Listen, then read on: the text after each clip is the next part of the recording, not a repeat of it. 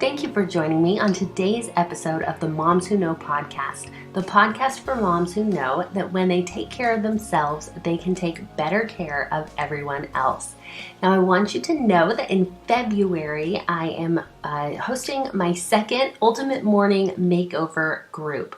This group is all about getting your mornings together. And the reason why I'm so passionate about helping moms get their mornings in order is because when you take the time for self-care in the morning, the whole rest of your day is going to go smoother.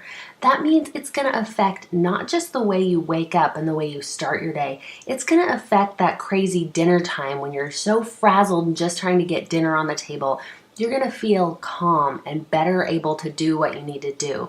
It's going to affect when you're getting your kids out the door in the morning. It's going to help you even when you're tucking your kids into bed at night, because you are going to have and build this reservoir of strength and calm and really fill your own self so that you're able to give and do everything that we do as moms throughout the day. So to get all the details on Ultimate Morning Makeover, this 1 month coaching group to really get your mornings in order so that you can get the rest of your day going just the way you want, go to momswhoknowpodcast.com/morning and get all the details there. And be sure to hurry and sign up because it starts February 1st. Now, today's episode is a replay of a virtual summit that I did. April Berzay hosted that, and it was a virtual summit for women on relationships. This is the presentation that I did for that summit. It's about asking powerful questions and how they help to enhance your relationships. Hi, I'm Chanel Nielsen, and I'm so excited and grateful to be a part of this summit today. So as I thought about what I could share with you that would really be helpful, I thought about some of the other women that are going to be sharing with you in this summit. And there are some amazing and powerful women. And I thought, what can I add to this conversation that will really help you as you're getting all this great information? What I wanted for my presentation today was something that you could put into practice right away, that's actionable, that will help you today and will be a tool that you can use for a long time to come. So that tool that we're going to be talking about today is the principle of asking powerful questions in your relationship. And we're going to talk about how those powerful questions will strengthen your relationships and make them stronger. Now, these powerful questions can be asked in any of your relationships. So your relationship with your spouse, with your kids, with your friends, your relationship with God.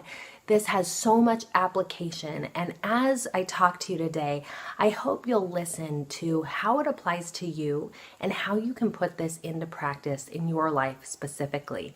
So before we get into that, I want to introduce myself a little bit. My name's Chanel Nielsen. I am the host of the Moms Who Know podcast. I podcast there about self-care and personal growth for moms. I have 5 kids. The oldest is 15. She's my only girl. And then I have 4 boys all the way down to age 2. I love sunshine, being outside, dark chocolate, one of my favorite things. And my husband, we have been married for 18 years. He is my everything. I love him so much. I am also the author of the book Parenting with Purpose, which has been published here in the United States and also in China.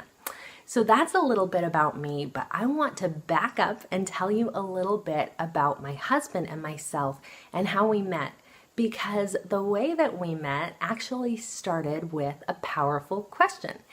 So it was 1997. And I was at Ricks College, which was a 2-year college. Now it's a 4-year university. But it was a 2-year college, and the culture of the college was for people to marry young before they left that two-year school. And I was up late one night with my roommates, and they said, "Oh, it's almost the end of the first semester. After one more semester, we're going to leave here, and we don't even have boyfriends, let alone engaged or ready to be married." And they were sad about the fact that they didn't have boyfriends and they weren't going to be married before they left the college. And I said, you know what? I can do something about that. I'll get you a boyfriend. So I got on the phone, and we had a directory that showed all the boys that lived in the dorms. And so I called up a boy that we knew, and I pretended to be my roommate. I said, "Hi, this is Bridget. Will you be my boyfriend?" And the boy said, "Okay, sure." And I said, "Great, you're my boyfriend now. Here's what you have to do. You have to call me every night. You have to take me on an expensive date once a week. You need to kiss me in front of President Bednar, who was the president of the college. You need to hold my hand in public. Do all those things and you will be my boyfriend." He said, "Sure, I'll do it." Got off the phone. And then my next roommate needed a boyfriend. So I got on the phone and I said, "Hi, this is Ashish," my roommate's name. And I asked him, "Will you be my boyfriend?" And he said, "Sure." I told him what you needed to do to be my boyfriend. Call me every night, hold my hand in public, kiss me in front of President Bednar, and take me on an expensive date once a week. And he said, "Sure, I'll do those things."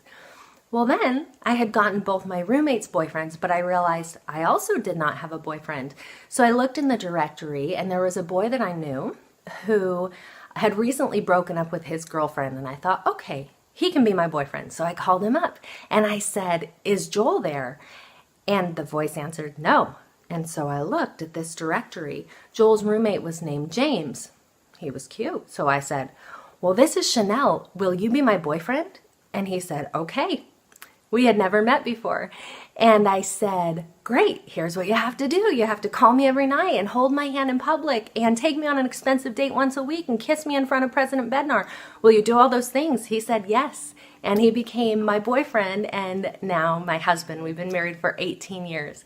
So our relationship started with a silly but a powerful question. And that is how we met. We hadn't met before that time.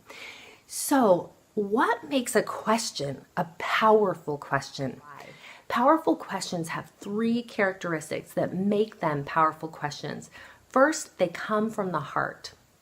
Second, they lead to clarity.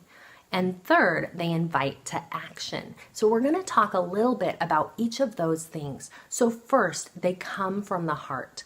What that means is when you're asking a question, you really have, the person who's asking it really has the desire to know.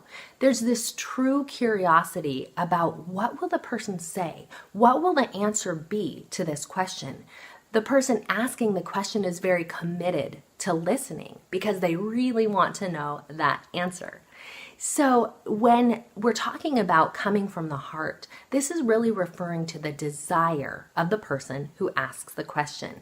So one question that we're all familiar with that really comes from the heart is, "Will you marry me?" When someone asks that question, you better believe they are committed to listening to the answer. They really want to know what that other person is going to say. Now, sometimes we can ask questions, and I'll give examples later of some specific questions that are powerful questions, but I want to say this. Powerful questions are only powerful questions, no matter if they're the same wording, if they come from that desire to know. So you can ask the same question, but if you aren't committed to listening to the answer, if you don't have a desire to know the answer, it then becomes less of a powerful question. Sometimes it might not even be a powerful question at all. So that's the first one. It comes from the heart. The second one, powerful questions lead to clarity. So that means when you ask that question, you're going to get new learning or new discovery, something that you didn't know before. And that makes sense, right? That's why we ask a question in the first place, because we want to know something. We want to better understand something that we don't know. And if it's a powerful question, often the answer that we get from that person will lead to an aha moment. We'll realize something, we'll better understand something that we really didn't know before. Most powerful questions are not yes or no questions like the examples I gave before. Will you be my boyfriend or will you marry me? Most questions are going to be a little more in depth than that. Especially these when we're talking about principle number 2, leading to clarity. So I want to give a quick example. I have a son, Tyler, he's 10 years old. And to Tyler, pretty much the worst thing in the world is doing chores. I think that boy would rather do anything than clean. He also is probably one of my messiest kids. So he goes around creating messes and he doesn't like to clean them up. And as a mom, I beg and I plead and I threaten and I do all kinds of things to try to get him to do his chores. But most of the time, it doesn't work. And so, not too long ago, I was really frustrated by the fact that he wasn't getting his job done. And so I thought, I'm going to ask him. And I sat down with him and I said, Tyler, how can I help you to get your chores done? And his answer was something like, well, you can do it for me. And I explained, no, that's not going to work. I need help around the house and you contribute to the mess and you're part of this family. So I need you to do it. But how can I help you so it doesn't seem so hard for you? He said, well, you can give me an easier job. Well, what job can I give you that would be easy for you? He thought about it. None of the jobs were easy. And I asked him again, well, how can I help you? Because I know this is stressful for you. It's stressful for me. What can I do that's going to make this work? And after thinking about it, he said, Mom, if you told me ahead of time, like the week before, my kids do chores one day a week on Saturday, we all clean the house. If you told me the week ahead of time what my job was, then all week I could know and I could slowly work on it and it wouldn't be so hard for me. Okay. I never would have come up with that answer for him. I would have thought that was more pressure throughout the week, but that is what he needed. And since getting that answer, his chores are a little bit better. We continue to improve and I can continue to go back. Now that first question led to a little clarity, but I had to follow it up with another question to get to more clarity. And so sometimes our powerful questions are not one question, but a series of questions that we go deeper and deeper to get to that answer, to really understand where that person is coming from and what we need to do. Now, the third principle is invites to action. Powerful questions invite the person who's asking to act in some way. Because of asking this question, we're going to do things differently than we did before we asked the question. So, powerful questions lead to change on our part, the person asking. Now that goes back to the first one, right? Powerful questions come from the heart. I talked about when you ask a powerful question, you're committed to listening to the answer. That means that because of this answer, you are committed to change. You're committed to acting. You're going to do something differently because of the answer to this question. Now, I also want to note that it's not always as simple. Like I mentioned with my son, Tyler, his first answer was for me to do his chore. Well, that is not an answer that works for both of us. So maybe there are more questions. Maybe there's more discussion, right? But it starts with asking the question and opening yourself up to being willing to listen to that answer and being willing to come to a solution. I learned the power of questions and how to really use questions in a relationship at an event my husband and I were at when we were newly married. We went to a low ropes course and there were lots of different obstacles and things to do as a couple to build our relationship as a couple and to strengthen our team that we were there with. Now, one of these obstacles had 2 ropes and they started from one point and then each rope went off to either side. So picture a triangle with only 2 sides. So it starts close and then these 2 ropes start to come away from each other. The idea was for my husband to stand on one of the ropes and for me to stand on the other rope, to hold onto each other's shoulders and to walk down the ropes. Now, as you walk down the ropes, our feet get further and further apart and it ends up a pretty far distance away from each other. So you're really leaning in as you hold onto each other's shoulders and have to balance a lot of your weight on your partner. So, and I should mention, my husband is 6'10", so we had a distinct disadvantage. I'm 5'7" and he's 6'10", so we have a big height discrepancy. So we were the last to go and we watched a lot of other couples do this obstacle. And what would happen was they would take a few steps down the rope and then the husband would say, lean in a little more. They'd take another step and the wife would say, that doesn't feel comfortable. I think I'm going to fall. They'd take another step. No, try this. Move your foot this way. And they would instruct each other how to get down the rope. Well, none of the couples made it down these ropes to the end. Then it was my turn and James' turn and we got on and we put our hands on each other's shoulders and we took a step. And my husband said, how does that feel? Are you comfortable? And I said, yeah, I'm good. We took another step and I said, am I leaning too much? And he said, no, that feels good. And we continued to ask each other questions as we moved down the rope. We made it all the way to the end of the rope. And then when we all sat down and discussed this experience, the leader of this low ropes training said, James and Chanel got to the end of this rope. Any guesses why that happened? And we discussed why. And we were the only couple that had asked each other questions. That struck me so powerfully, for one thing, because we made it to the end, but also because I felt like it was such an aha moment for me. So often we tell each other what needs to happen without fully understanding their situation.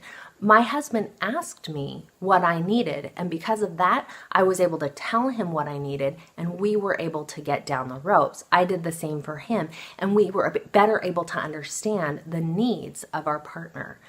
So how do we use powerful questions in our relationships using these three principles that they come from the heart, they lead to clarity, and they invite to action? How do we use those in all of our relationships that I mentioned earlier with spouse, kids, friends, and God?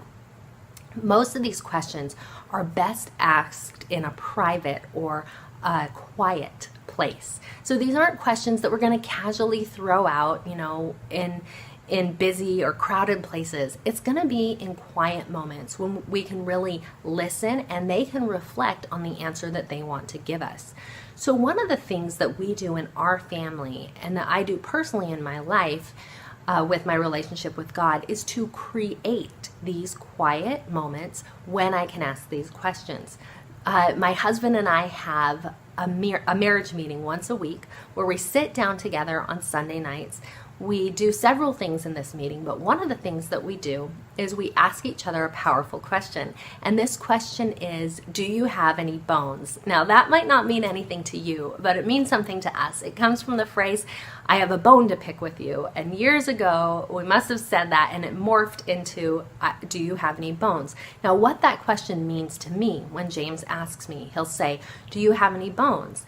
And that means that he is open and willing to listen if I need to tell him anything that needs to be corrected in our marriage, in our household, with his relationship with the kids, anything that I'm seeing that he needs to know, I know that he is open to listen to at that time. I will ask him the same question, do you have any bones? And I'm willing to listen and I want to know the answer. And when we ask those questions, it's so powerful because we're saying, I want to know what you want me to do to make our relationship better. Very powerful, you guys, because you know that your spouse is committed to listening and to acting on what they hear. Another place where we can use this is at bedtime. So when I tuck my kids in bed at night, and let me just say this works even if your kids share a room, you can still have a quiet moment just there on their bed. I tuck my kids in bed, and I don't do this every night, but every once in a while, or if I notice our relationship is a little strained, I will say, how can I be a better mom to you? And I've gotten so many powerful answers to that question. And some of them range from big answers, things that I really need to work on, to really small things that the kids feel like would make a difference. You can let me help you more in the kitchen. We can cook together. Okay, I can do that. Sometimes they'll say, nothing. There's nothing I want you to do, because they just don't want to talk about it. We'll talk a little bit more about that one later. But this asking our kids what we can do better really allows us to see what they need from our relationship. Very powerful. I want to also mention questions to God. So the way that I like to use powerful questions with God is I do something, I learned this from Becky Edwards, and it's called scripture journaling. So whether or not you're religious and whether or not you read scriptures, I hope that you will find the application for you here, because this is the application for me. But I believe that powerful questions to God can be asked in any religious denomination, wherever you're coming from. I hope you have a relationship with God or the universe, or however you think of that. But the application for me is I say a prayer. I ask God to help and to teach me, and I ask him, what do you want me to know? Then I open the scriptures and I read. And as I read, as things stick out to me, I write them down. And then when I'm done reading and writing and listening, I pray again. And I say, did I learn everything that I needed to know? And sometimes I'll receive this flash of inspiration, and there will be more that I need to know, and I'll write that down. And sometimes I'll ask again, is there more that I need to know? Now, sometimes my questions to God are much more specific. How can I help this child who's struggling? What is my job here? How can I help a friend? What do I need to do in this situation? When we ask those questions, we get answers. Those are powerful questions because we want to know, and they lead to greater clarity about what God wants us to do, and then they invite us to action. I have found that God doesn't give us answers that we are then supposed to do nothing with. They lead us to do something. When we act on those answers, we then receive more next time we go to God and ask a question. So powerful questions continue to build. They continue to give us more information. And as we ask, we get more insight about what we need to do. And that strengthens so much our relationships to God, to our spouse, to our kids, all of our relationships. So I want you to think for a minute, how would greater clarity strengthen your relationship? Any of your relationships. If you better understood the person that you're in a relationship with, how would that help to strengthen your relationship? A lot of times, I know for me, and I think for a lot of us, we're like the other couples on the low ropes course that I talked about earlier. We're very quick to say, you need to do this and you need to do this. We see the problem. And we see from our perspective what needs to change. And so we tell the other person, here's what needs to happen to make it better. What questions do is they allow us to see the other person's perspective. And when we see the other person's perspective, now instead of telling someone what to do, we have a little insight from them about what needs to happen. Because we see the problem only from our perspective. When we ask, we see the problem from their perspective as well. And then we can come up with a solution together, which is much more powerful and is going to help you grow in that relationship. So sometimes, I mentioned this earlier, that sometimes we're going to get a question, an answer to a question that is not so powerful. So let me explain what I mean. I can picture you going to a teenager. I have 2 teenagers, and sometimes teenagers just aren't having it, right? They, especially if they're not familiar with this and you're not used to asking them questions like this. I can imagine you going to a teenager and saying, how can I be a better mom to you? And your teenager saying, by leaving me alone, by getting out of my room, by never talking to me again. Things that teenagers might say, right? So how do we do that? And honestly, this question, this hostile relationship might not just be with a teenager. It could be with a kid of any age. It could be with your spouse, right? They might not be ready to talk. So how do we get over that and use these powerful questions in a relationship that's kind of strained? I would encourage you to start small, to ask a question without expecting too much, and to let their answer be whatever it is. Now, I imagine that if you ask this question, how can I be a better wife, a better mom, and you've never asked it before, that you're probably going to get an answer that is on the surface. It's not going to go very deep, but I invite you to act on that answer. For example, if your teenager says, if you ask, how can I be a better mom? And they say, you can be a better mom by leaving me alone. I would then say, okay, I'm going to leave you alone for now, but I really want to know how I can be a better mom to you. So tomorrow, I'm going to come back and I'm going to ask you again. And then I'd go back the next day and I would ask. And they might say the same thing. It might be a process, but eventually, I believe that that teenager, that spouse, whoever it is you're asking, is going to come up with an answer. And that answer will be a test. They want to see if you're serious about putting this into action.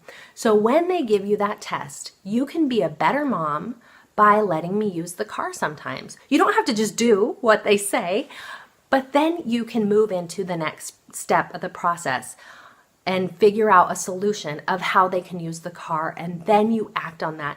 You work to make a solution that works for both of you. That is going to strengthen your relationship so much. Then when you go back the next time, they might have a different request. You can continue to grow your relationship through asking these powerful questions and getting their insights into your relationship and how that can really grow stronger. So doing that and acting on the answers that you get is really going to build trust in the relationship. If the trust isn't there, it's going to be a process. I just want you to know that, because as you put this into practice today, if you get an answer that's not so powerful, just know you're on that first step. Keep asking these powerful questions and the answers will get more and more powerful as you go along. The more that we, as the person asking the question, act on these answers, the more the answers will come. You will continue to get better and better answers and build stronger and stronger relationships through these questions. So I hope that you realize that powerful questions are about so much more than just the question. In the downloads, I'm going to give you a list of powerful questions that you can ask. I hope you'll use that list and add your own and ask these questions. But guys, it's not about the question. Powerful questions do so much for a relationship, and they're really just a jumping off point for so many things. Powerful questions lead to greater trust. We talked a little bit about that. Powerful questions show that you care about the person, and they show that you care about the relationship. Powerful questions show that you are going to take specific actions, the actions that that person wants you to take to strengthen the relationship. And they give you those specific actions and those specific things that you need to do to strengthen the relationships. Powerful questions have the power to shift all of your relationships. So I hope that you will use these powerful questions. I know that you will see changes in your relationships as you do. I hope you enjoyed that episode and that the wheels are turning for you on how you can use powerful questions to strengthen your relationships. Now, I have a question for you. How would a morning routine change your life and change your day? As you think about that, I hope that you come up with some answers and recognize the power of a morning routine. And then I hope your next step is to head over to the website, momswhoknowpodcast.com, click on the morning link, and get all the info about how you can join me in this coaching program. I hope to see you there, and if you love this episode or any of the episodes, please continue to share. I appreciate that so much, and I will see you next week at Moms Who Know.